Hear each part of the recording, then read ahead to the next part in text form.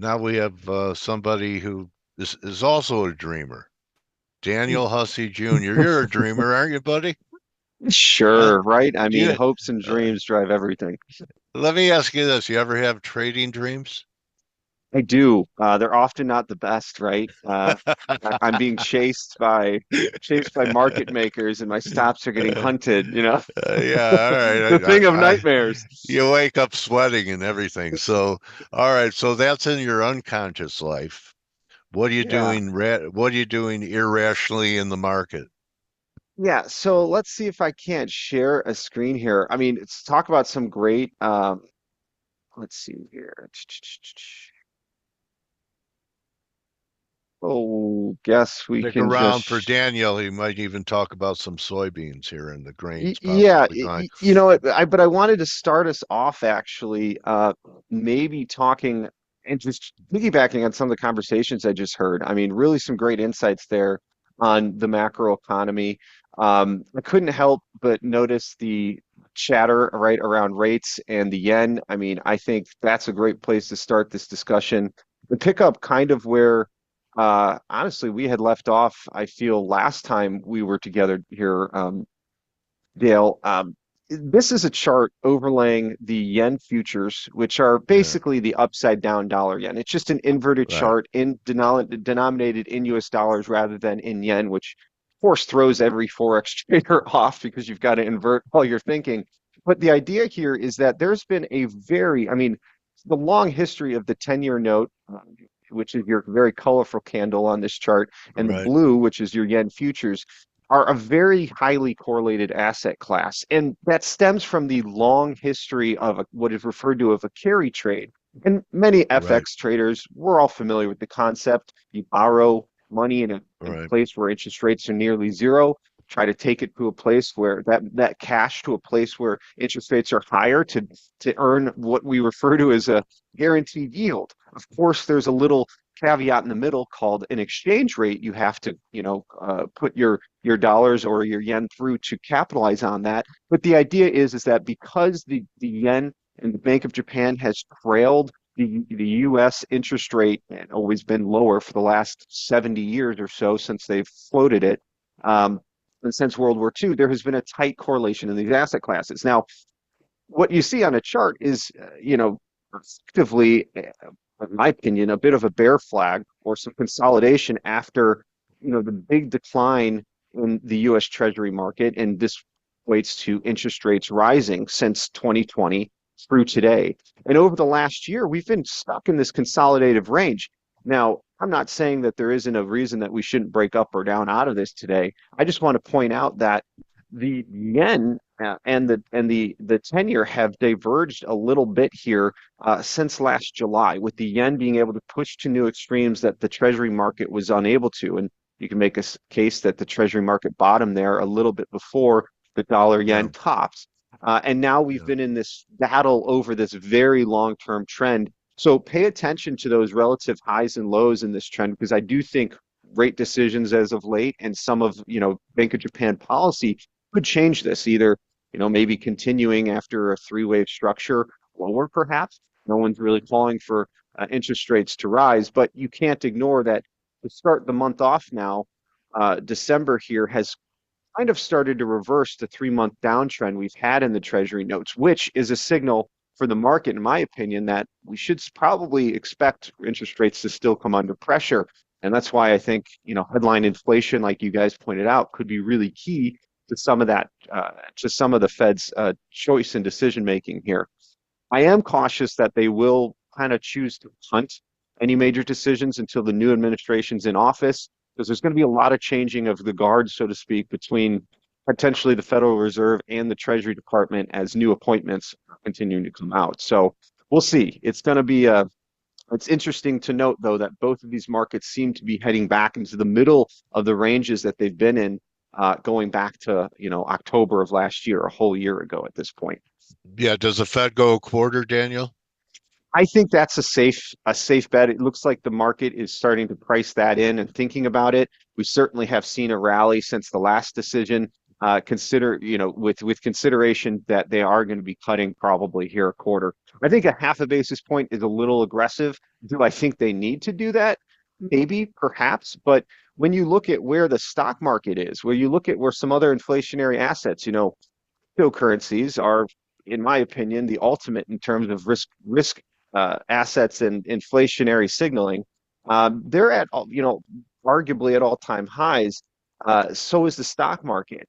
Those are only two things. When we look at commodities as inflation, there isn't much inflation out there, with the exception of maybe gold and silver of the last year or two. But that's another discussion we can table for a little bit here, because the S&P can't help but always remind people, and what we have here is a monthly chart of the S&P 500 going back to the 1930s, since the Great Depression, all the way through today. I mean, it doesn't get much more parabolic than this. It really doesn't.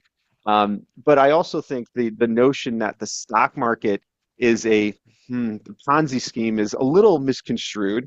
It's certainly on the right course, but the difference is that there's obviously not just taking from Peter to pay Paul with the stock market. There's actually inflows. There are actually companies here that are paying dividends, some, and you do have a little bit more of a nuanced game going on. But I will agree that the stock market, in theory, is designed to always go up, and that's because it's designed to be inflationary. It's designed to take risk assets off the table and out of the cash market and put them to work in an asset class. Anytime you do that, simple supply and demand says you're going to drive up the price of the asset. And if the stock market is the all-encompassing place to take risk, well, you're going to have a one-sided trade from start of time until the end of time. And if the stock market crashes, it's very likely an indication that society as a whole probably has gone to the society that is trading it has gone to the wayside. Anyway, I wanted to point out, though, that the move we're seeing is not so different than what we've seen in the past. In fact, we only have to go back about 30 years to see a move exactly like this playing out. I've pointed out in the past, and this is a chart where I've literally made no changes to the drawings on it since the last time we spoke. And I try to do that because there are a couple patterns here that are really key to take away. The first is you can see the 200-month and the 200-month in purple here and 50-month moving average. Since 1945, we have had a bullish crossover event, a golden cross of these two. They have never crossed back over in their history since then. Two attempts, major ones, that I want to point out that draw the major analog of this chart. The first is back in the 1970s, we had a massive flat correction in the market. We dropped from about 120 in the S&P down to 60, effectively a 50% retracement if you consider the market began at zero and ran up to a 120 all-time high. The 50-month and 200-month moving average just a few years later, there we go, almost crossover after we get the first substantial bounce and the first big pullback, and they don't. We then proceed through all-time highs in the market over the next period. There's a period of inflation coming out of that into the 1980s, and we run up to a new all-time high around 340. We then have our Black Monday event. In October of 1988, or 87, excuse me, the market falls apart, drops nearly 20, 30%, and we effectively hold another 50% from highs to highs here, but it's a big pullback against the old recession low. We hold, the market starts to try a breakout of new all-time highs. It does so. And by 1995, we find ourselves in kind of a precarious situation where if we zoom out and consider what the market were to look like in 1995, when we kind of stop it there, it looks quite parabolic and almost like it can never continue. This is insanity, people say. We're at 525 in the S&P. How can it keep going higher? The wall of worry that the bull market climbs has begun. And we also had policy coming out of the 1980s that drove, well, other than incredible peacetime into the 90s and inflationary markets, we also had a stock market that just never stopped going up until 2000s hit. We have our dot-com bubble. We have a rebound in a flat correction and a massive low during the 2008 Great Recession at 660. Now, we dropped in the S&P about 50% in that time, from 1600 down to 700 or 600. And it's not so different than that recession in flat we had in the 70s. The market then began a very similar pattern of rallying up. First major pullback, we almost get that 250-month moving average to cross over, but you can see here they never do. So it remains bullish. It is one of the few indicators of the life of the S&P since the Great Depression that is, in my opinion, the antithesis of recession versus depression. But nevertheless, the market continues on, pushes through all-time highs. And a few years later, about the same time frame that we had from our old recession low in the 1974 period to the 1987 low, what is that? 13 years later. About 13 years later, after the lows in 2009 and 2020, a little accelerated, but okay, 11 years, we get our millennial Black Monday event. COVID happens. Now, in March of 2020, we get the 30% correction in the marketplace from a 3,400 high, not so different than the 340 high, back down to a low of 220. Well, 3,400, 3,400 down to 2,200 is the exact same move, just a multiple of 10 higher. And now we find ourselves breaking through all-time highs, having a little bit of a correction, and pushing through yet again. So I kind of urge everybody to see 2025 more like 1995 than 2020 or 2009, anytime the market's topped. So I like to kind of remind people, I should say, that the long-term trend of the stock market here is to go parabolic and to continue higher in these moves that are almost blinding in effect. So that doesn't mean you rush out and buy it here, right? And just get long and be bullish permanently. There's clearly some up and down the whole way, but remind yourself of where you are in the bigger picture. And if the same inflationary game and printing money and everything is the same, well, the stock market has the ability to do the same thing it did 30 years ago, just at a different scale. And that's something I like to, remind people of from time to time. Okay, that was a very nice presentation to historically, say that With you context, have to, right? you have to be crazy to have been a bear at all. Right. But at the same time, I think we all know that bear markets happen. Those 30, 10%, 5% declines happen. And timing those is, of course, near impossible. But I think having in the back of your mind that since the end of the Great Depression and after World War II, these markets have been playing out a very cyclical game without any major shakeup to the global status quo. And I'm not saying that can't happen, right? But the game is still being played as it ever was, is I guess what I would say. Okay, the same as it ever was. Talking Yes. heads. Yes. Okay, all right. So the market same as it ever was. Anything developing that could be a transition, just like the red wave that we got in November. Yeah, there's some new kids on the block. Cryptocurrencies offer a different asset class, right, that weren't around before. I think you need to think of those in some way as a developing, risk asset. Outside of that, I can't really speak to the future of what they will be. But some of our traditional assets like gold and silver, gold, for example, is behaving quite, I think, in line. I'm personally shocked silver has not rallied as much as gold, but nevertheless, it seems to be still entrenching itself in a bull market. We see some consolidation here, break out of the last 2 days of gold above this downward sloping trend line, and very tight consolidated pattern we had seems to me to suggest that there may have been a head and shoulders pattern here that is actually not working out, and you could talk about an inverted one now, but arguably, I see gold and silver still potentially heading higher and continuing higher, especially alongside asset classes like cryptocurrencies. These are all alternatives to the dollar at some point. And I'm not saying you should be bearish the dollar either. I'm just saying that if we are in a period of inflation, asset classes are going to rally. And those asset classes that are denominated in US dollars, the trade of gold and crypto and oil, they can also benefit alongside the dollar going up in value as other currencies get sold to purchase dollars to purchase some of these commodities. And that's a concept that flies in the face sometimes of what we intrinsically think. But the breakout in gold of the last 2 days, I think, is also indicative of a potential rate, decline and the Fed announcement potentially, about a quarter basis point hit, and potentially, that ends up being more bullish for the stock market as well.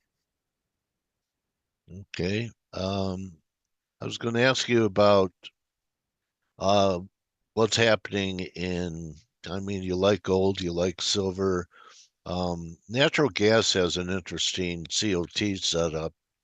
Normally you have, Hmm. don't you have the public is generally long and the commercials are generally short, and it's the inverse right now? It is. And the gap on Friday into this week was an interesting move. We have a chart up of January natural gas, a 4-hour chart. It's been Mm, very range bound. It's hard to be bearish natural gas when you start to get below three and down to two. It starts to feel like, the long-term support on a natural gas, right? And there's value there. The problem is that in the production of natural gas, right? We almost never stop producing it because you can't, once you tap an oil well, it's very hard to turn off the natural gas that also comes alongside of it. So it seems to always have a abundant supply, which goes to your ideology that commercials are usually short this product because they have the physical commodity to deliver against short positions that they're ultimately looking to sell into the future. Speculators, like you pointed out, are usually long because natural gas over a long enough time frame. Let's get back to a sec here. Futures trader.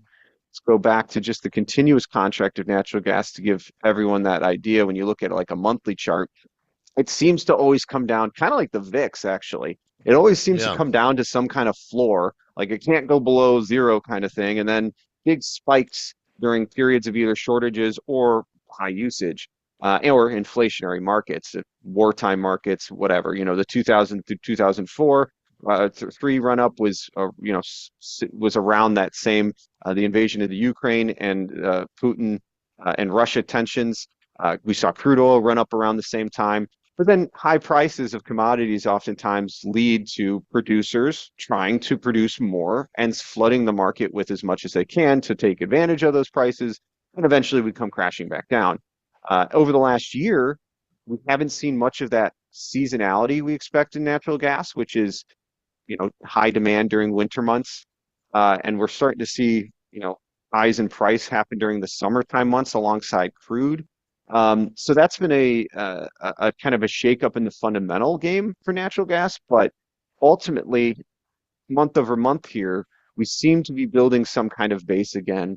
Arguably taking out multi-month highs. I think the next big level to take out to the upside is that 350 area. Otherwise, don't yeah, get too surprised if we end up sitting in this, $2 to $4 range for a bit on the monthly chart. Day to day, though, right, we have been building higher. We had a bit of a gap there. Uh, November left us with a very, very wide trading range to be in or to remain in from yeah, 350 down to 250. So I think there's a big chance it could still be in that. But look, on that continuous chart, we are starting to go above this series of highs that have been holding us down for the entire year and right. arguably flagging above them. I mean, that's a bull flag in the making, and it's just in its infancy, Yeah, in my humble opinion. okay. 2025, what are you looking for? We're heading into it in a few weeks, new Yeah, year, new start. Uh, lots of optimism, right? I think that optimism of the U.S. government system maybe getting back on track is certainly helping feed stock market and treasury trades.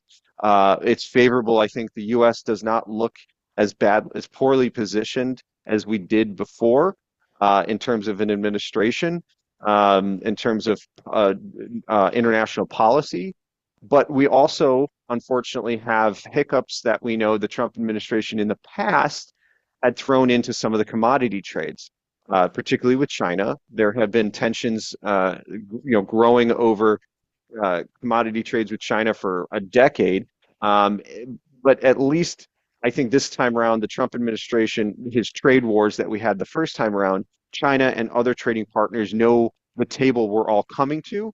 And so there isn't going to be as many surprises as before.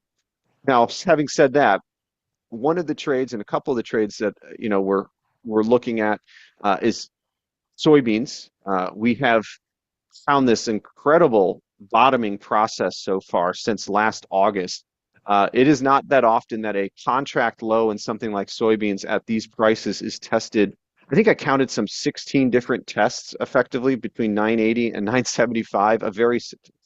Somebody somewhere in the world finds immense value in soybeans at these prices. And without naming names, but China, who is the biggest buyer of soybeans globally, bar none, is, I believe, in here defending these levels based off of their own demand and needs. And we have seen this market basically defend the 980 figure in the January soybeans since August.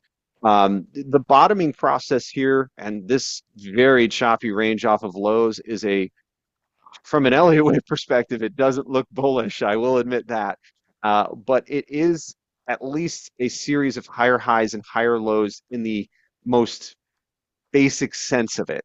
And I am wondering if this isn't a very slow turning, rounding bottom forming in the soybeans. And I think it's very easy for the trader to watch. $10 in the soybeans, we get bullish above it. 980, we get bearish below. And anything in between is a little bit of chop. But when you take a big step back on this chart, above $10 can definitely open up to 1040, 1080, and maybe even runs up to those old summertime and prior the year's prior lows around 1040. Below Would that 980. be, wouldn't it Mhm. be classic that the grains finally bottom after Cargill closes, It which has would be been around classic. forever? I And mean, that's such a great capitulating moment for the commodity market. For those that don't know, Cargill is, I would say, bar none, has the most influence on all of our food prices and most of our commodities. There is almost nothing that family, it is a privately run company owned by, I forget the name of the family, but a family owns Cargill.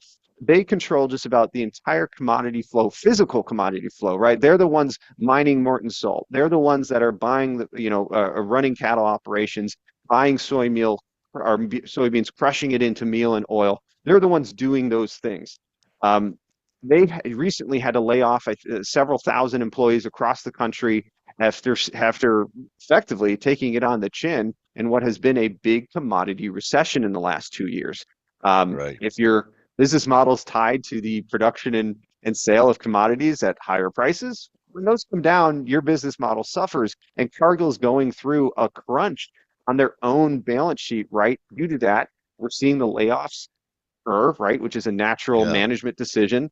And that could be a capitulating moment for Yeah. commodities in general, right? Like It's that's like a Barron's as cover, bearish as it gets. Exactly. It's a It's Bear like, Stearns moment for yeah. the commodity market. Yeah. And You like that, don't you? I do. And we were chatting about that around the office too, Oh, because it I totally had an is, original thought, anyway. It, Okay. well, it is an original Oh, thought. I think it's extremely. I don't think many people are thinking about it that way because you look at a price of many of these commodities and you may not get that excited. But when you start to yeah. take a deeper dive as to where they are in the bigger time frame, there's Yeah, definitely something going corn on. looks good. Yeah, corn looks okay. Corn looks okay here. Great. We're starting to Looks break great. some trend lines, Yeah. resistances. We're holding and basing. Corn's held up in a time above $4, which $4 is a very psychological level for the farmer. For those that are unaware, below four in this current environment, we start to turn non-profitable for many farms. So you could say the Yeah. same about 950 in soybeans, 950 to Yeah. $10. So we're also testing not only Cargill's threshold, a major commodity producer, we're also testing our actual mom and pop producers break even prices and holding them. And we usually don't go down there for too long because you're going to have a major issue in your entire commodity sector. But truthfully is once we get down to prices where you're no longer profitable, farmers are Mhm. very willing to let their grain sit in a silo because it won't go bad. They can wait till next year and for better prices. And usually on the on somewhat of a recommendation from guys like myself that are helping them develop that marketing plan, we have the means in the futures market, right, to buy puts, put a floor in the market here, make sure prices can't go below 4 for you in corn, but also plan for the move back to 450, 470 to actually do your sales. So what we're seeing here is a bottoming and rounding bottom, I think, in corn as well. We're starting to build that higher highs and higher lows day over day. This is a 4 hour chart. You can see the daily ranges and Yeah, the monthly ranges looking on it, which is those good. things. And and right now we're looking for corn to basically push up. And I'm going to flip my screen quickly here over to Hold on quickly. this one. Everyone that's listening right now, look at your feet. Look at your feet. Take your socks off. Do you have any corns? Okay, if you don't, buy some. Yeah, All right, and I buy think some this corns. quickly, both the corn, Sorry, the Daniel. no, I love the humor. I wanted to point out two things that we watch for on commodities when they're turning in the particular. One is the 18-day moving average, which is this red line, is traditionally a pretty good short-term indicator of trend. You can see in a downtrend, it respects it as resistance on the way down. When it starts to fight with it, you start to get that divergence and a low forming. We also have the Yeah, 55-day, which is green, 100-day, which is blue, and the 200-day, which is purple. That's yeah, probably the next area we're going up to test, that 200-day. We yeah. haven't tested it since May. And I wanted to point out this rising volume because we don't talk, I think, enough about volume in You're trading and right. what it can mean for traders. But as you start to break above some of these major technical levels and you see this increasing in buy side volume each day, that's a good Yeah, indication that the trend and market might be flipping. We're seeing yeah. a similar pattern here in beans, but it's a little choppy. And last but not least here, Wheat. wheat.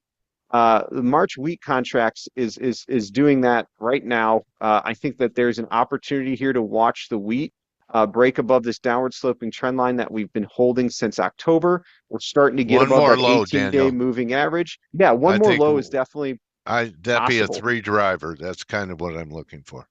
A hundred One more low percent. there. And I think that right this low we had in August that was Yeah. taken out by I think one tick. I was looking for a more of a Oh, okay. capitulation than that, but Maybe that was it if they got all it the could be stops. it, right? It Yeah, could be it. yeah, But I don't know. Wheat has usually when wheat turns, it really turns, and it hasn't. It's not quite doing that yet. So I'm yeah, on the fence, but I think I agree with you. Look for maybe one more move lower. But there are two other wheat contracts to consider here, the Minneapolis spring wheat and the KC hard red winter, which are also getting above their 18-day yeah. moving averages as well. So just to always point out in commodities you never should focus just on one chart. Go and look for that confirmation from those other correlated assets. If you're trading corn, look at what beans and wheat are doing at these levels too. If you're trading oil, crude oil, look at what soybean oil is doing. Look at what soybeans are doing. Look at what natural gas is doing at these levels. Those are ways of getting outside confirmation here. And what I see when I look across all three row crops, corn, wheat, and beans, is markets that have come down to test that August low, Yeah. unable to break it so far, and potentially Yeah. starting to show the first signs of maybe reversing. And and when you take a bigger pick, even a bigger step out to the monthly time frame, you start to see how far down we've come and realize that there might be value down here as well. The grains in 2025, my friend. Yes, I'm looking Could for be. a little bit of a rally here to start us off into the new year Yeah. and take us into the next. So those We aren't aware into the springtime when we're planting, and then all things can change. But well, it's we do might be have the next a seasonal cycle. yeah, and we do have a different weather cycle in the ocean. It's La Nina now Hmm. rather than El Nino, Right, and that which can is change our yeah, weather patterns, and yeah, rain drought. makes grain, and the lack of Yeah, rain makes grain yeah. prices go up. So Daniel, best place for people to reach out? Yeah, you guys can always find me on Twitter here at Daniel Hussey Jr., dhussey at Zaner.com as well. But you find me on Twitter, you'll find all my info and be able to get in touch with me real easily. Okay, so you can Daniel does full service work if you want to trade commodities. That's You right. can actually interact with Daniel and That's hear what you just heard for 30 minutes when you need to during market hours or that's even right. after. And it's not just for commodity producers, although we do work right directly with them. Anyone who has exposure in futures and or even financial futures, and you want to take a look and talk to somebody a little bit more, that's what we do. Daniel, have a great holiday. Thanks, Merry Dale. Christmas, Happy New Merry Year, Christmas to and you too, and Happy New Year. we'll be talking in March, buddy. Sounds good. We'll see you all then. Thanks for having me. We'll see what the spring looks like in our brave new Absolutely. world. Absolutely. Daniel Take care, Hussey Dale. Jr., everybody. Thank you, Daniel, my trading warrior brother. Check him out. Daniel knows his stuff. You could tell. I could tell. Can you tell? And people are thanking you, Daniel. So that's a wrap, everybody. Have a good day. And don't just count your pips, count your blessings. See everyone tomorrow. You join the team in 13 minutes on the morning edge. If you don't have the ability to do it, uh, take the trial for $1 and check out what they're doing in there this week. All right, everyone. Have a great day. Hey traders, this is Blake Morrow with ForexAnalytix. Thanks for stopping by our YouTube channel. Don't forget to like these videos, share them, and subscribe to our channel so you don't miss any of the content that we provide here for free. Thanks for stopping by. I'll see you in the next video.